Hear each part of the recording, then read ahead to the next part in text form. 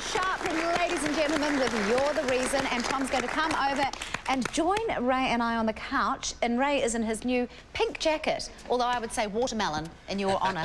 Lovely to have you on the show. Thanks, Sarah. Hey, Tom. How are you, mate? Hey, you're just like Frank Sinatra and I'm just like Tom Sharplin. So you guys have known each other, how long is it now? 50 years. No, not that long. Is it really? Quite a while. You've worked together as well, sung together? Frequently. Oh, yeah. And you're also personal friends. Absolutely. And you'd stay at each other's houses. Tom's, you know, I first really worked with Tom. The first thing I ever really did with Tom that I can remember was a charity show in Tauranga that you were putting on. What was that for? What was that one? Oh, well, that was for my son, after my son died, a drive education trust. Correct. So there's Grey Bartlett, there's all these people on this, and I thought, fantastic, you know, and Mr. Sharplin's got a heart of gold, let me tell you. And when you're talking about touring the country, this guy's done more than anybody. You're talking about night after night after night, driving, working, just done more than anybody. What has kept you going all this time, Tom? Well, you know, it sounds corny, but it's the love of people, really.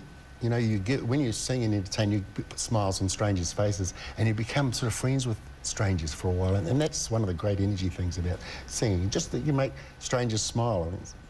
Nothing better than that, eh, mate? Cool. You give back a lot. You do a lot of charity work. You mentioned you lost your son. Was that sort of what started you out, giving back to society? No, I had always been involved with charity since I was 6. I had one leg completely, and tractor accident. Fell off a tractor. He's always legless, this boy. Always legless. You wouldn't know. One step behind everyone. You wouldn't know it to watch you performing. You wouldn't know. I mean, I'm sure everyone here is so surprised, and I had only read about it this morning. You said you run, you can dance. It hasn't stopped you at all. I'm not a very good dancer, but I can dance. No, I just found that when I was involved with crippled children as a child, people always helped and did things, and there was everyone else was so much worse off than myself. And I thought, what am I doing here? Even though, what am I doing here? I'm perfectly normal, and these people need help and assistance and everything. I don't. So it made me think, well, I can at least give back. And it's great fun to give back. I've done 20 variety bashes, you know, the variety. And that's totally sort of just giving back to kids and raising money and giving it to kids. And nothing makes your life more valuable than that. How has Tom inspired you, Ray, watching through that kind of work, and the way he works, you know, night after night, travelling the road with, you know, I mean, in the old days with people like Bunny Walters and Shane, and I mean, these guys out for weeks and weeks on end, night after night, all around the country. And if none of these people have ever, and I'm sure some of them have, you can't help it because he's been everywhere. And you know, they just put on a great show, and he's been doing it for so long, and that's inspiring. You know. You've just put out a CD and went straight to the top of the charts. Well, not to the top, but it went straight into the top 40. Oh, that's the top. Yeah, well, it's close enough, isn't it? It's still in the top 40, so if you want to make it higher, we need to buy some more copies. Because Wolfie's on a couple of tracks, aren't you? Yeah. And Susie's on a track, and we've got the late Jerry Merito on a couple of tracks. Tony Williams, Eddie Lowe, Larry Morris.